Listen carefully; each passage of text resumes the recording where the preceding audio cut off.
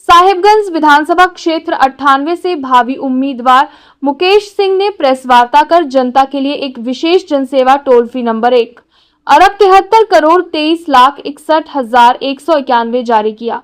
उन्होंने बताया कि यह सेवा साहिबगंज की जनता की शिक्षा, स्वास्थ्य और रोजगार से जुड़ी समस्याओं के समाधान हेतु शुरू की गई है। मुकेश सिंह ने कहा कि हमारा उद्देश्य है कि क्षेत्र की हर समस्या का समाधान जल्द से जल्द हो। जनता इस नंबर के माध्यम से सीधे संपर्क कर सकती है और अपनी शिकायत या समस्या दर्ज करा सकती है। उन्होंने यह भी स्पष्ट किया कि साहिबगंज की जनता की सेवा करना उनका मुख्य लक्ष्य है और वे जनहित के कार्यों में पूरी तत्परता से जुटे रहेंगे। संवाददाता नवनीत सिन्हा की रिपोर्ट।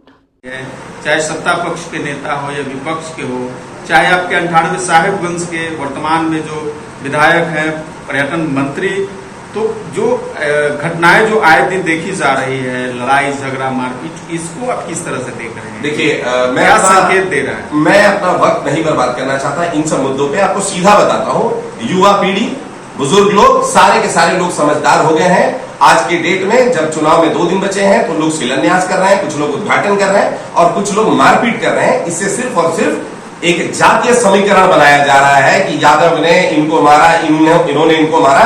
लोग समझदार हो गए। ये कुछ नहीं, एक पॉलिटिकल स्टंट है। इसके अलावा मैं इसे और कुछ नहीं देखता और मैं अपना वक्त भी इन सब चीजों में नहीं देना चाहता। कोई चैलेंज तो नहीं आ रहा आपके बीच इस तरह से जो निर्बाध आप घूम रहे क्षेत्र में? निर्बाध घूमने का कारण है, देखिए, कभी मैंने जीवन में किसी के बारे में कोई टिप्पणी नहीं की।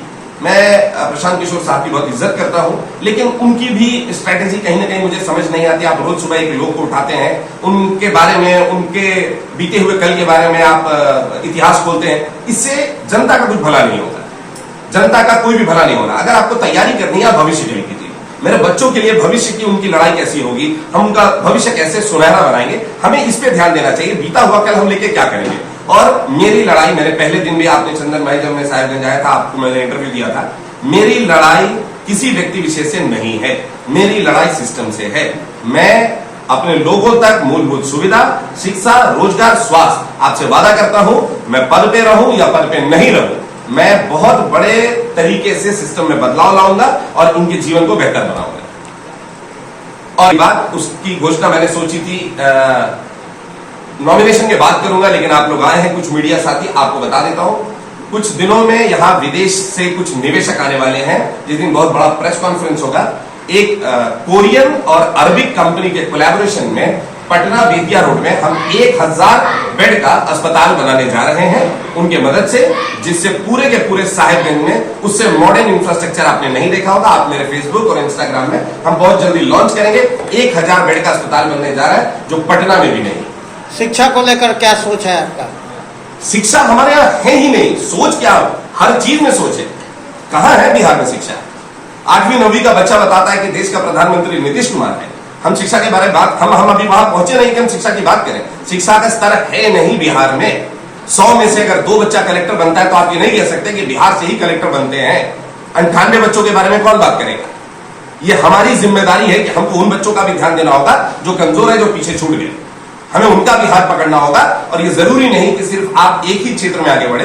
अरे हमारे बच्चे हो सकते हैं फुटबॉल खेलने में आगे हो, तो जो ट्रस्ट मैंने बनाया है सत्यनारायण फाउंडेशन, जो क्रिकेट खेलेगा मुझे क्रिकेट खिलाएंगे, जो पढ़ेगा मुझे पढ़ाएंगे, जो साइंटिस्ट बनेगा साइंटिस्ट बनाएंगे। हमारी लड़ाई सिर्फ अपने बच्चों को, आने वाली पीढ़ी को मजबूत करना है कि हमारे माथे पे वो जो बिहारियों का लेबर का ठप्पा लगा है वो हटना चाहिए। अच्छा, अंतिम निर्दलीय प्रत्याशी के तौर पर नामांकन बढ़ेंगे?